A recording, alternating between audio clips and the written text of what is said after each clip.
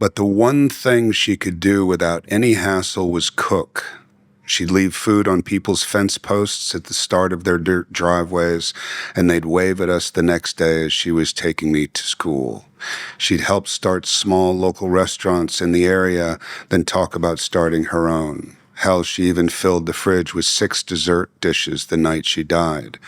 3 days later, when we had the gathering at the ranch to honor her, that's what everyone ate, her sweet creations, the only sweet she could muster. She moved insides, my mother, even when she was dead. And from these strewn scraps of recipe ingredients comes a history. Wow. I haven't read that for a while.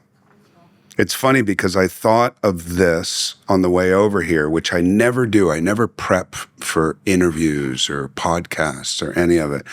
And on the way over here, I started to write on my phone different foods and different things that I kind of have a history with or that resonate within me.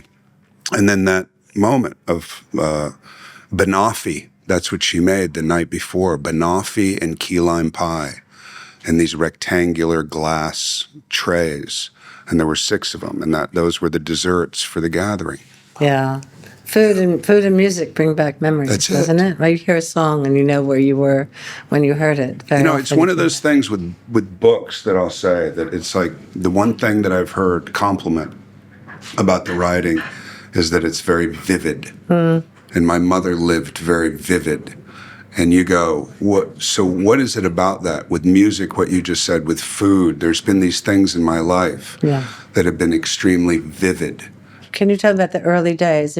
When you remember her, in terms of the way she fed you, the way you ate, or the way where you grew up? You grew up on a ranch. I grew up on a ranch. My mother's from Corpus Christi, Texas. She ran away from home when she was 19. She came to Hollywood, and the first people she met were Clint and Maggie Eastwood. And that's who took her under their wing. Did she run away from home because she was unhappy? Well, I don't know. No, I don't think so, because she always talked of her parents fondly, And then I just found out, I just did a book reading, and somebody came up to me and kind of handed me 6 pages that were stapled together, and they said, I went to school with your grandfather, my mother's dad. And I said, wow. And I started looking through, this is very my mother. I started looking through the pages before I went on stage, and it turns out that my mother was married before she left Texas. I never knew that. I just found that out. So age 18 or something. I guess. Yeah, really young. For a week. But she had to run away to do what she wanted to do. It was one of those innate things that she just felt like she needed more. I get it. Yeah.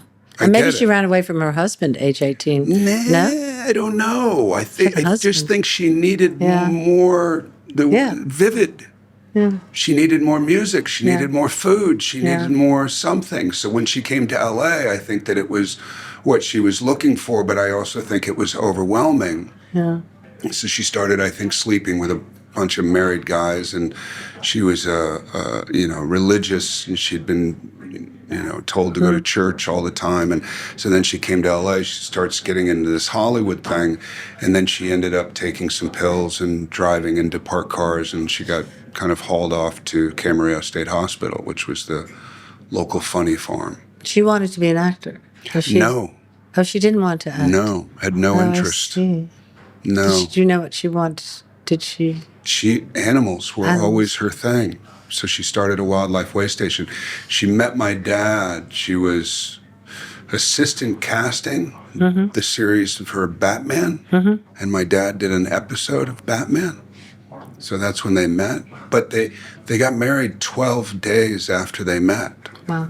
My dad was more of a subservient type, and my mother was not. Yeah. My mother just made things happen. She was always making things happen, whether it was food, whether it was whatever she was involved with had a high octane gasoline involved. So you described, Josh, living on a ranch from an early age, your mother taking you out of an urban existence and into the wild, and that includes animals and her passion for animals, her protection of animals. Can you tell me a bit about what that was like as a child? We moved out of L.A. We moved out of Los Angeles to a place called Paso Robles, California, which is about 200 miles north of Los Angeles. I think I was 5 at the time. And she always had animals before that. She had cages. And so she ran a wildlife waystation. She would take animals who had illegally been taken out of the wild, and she would have those people jailed, and she would nurse those animals back to health. If they'd been defanged or declawed, she would find the most habitable zoo. She would find those lion country safari type places. But, there were wolves. My brother got 60 stitches in his leg from a wolf. We cleaned the cages. There were mountain lions. I have a picture right here. Let me see. You want me to show you the picture? I have a picture of an adolescent mountain lion in my crib. Oh my gosh, is that you? That's is me. that you? That's me. It makes me kind of crazy to think of that. No, I'm sorry. This makes me crazy. Oh, it's insane. I mean, that's really what I'm telling crazy. you. It's insane. Yeah. It's insane. Yeah. That's nothing. And there was no protection for you. There was never anybody around who said this can't happen. And I don't victimize in my No, book. you don't. When you read my book, No. I don't victimize No, I know. myself, and I don't feel victimized. No. But there is an indictment. I was talking to Howard Stern about it, and he said, "You don't indict your parents." I said, "I do." Yeah. The reality is. Yeah.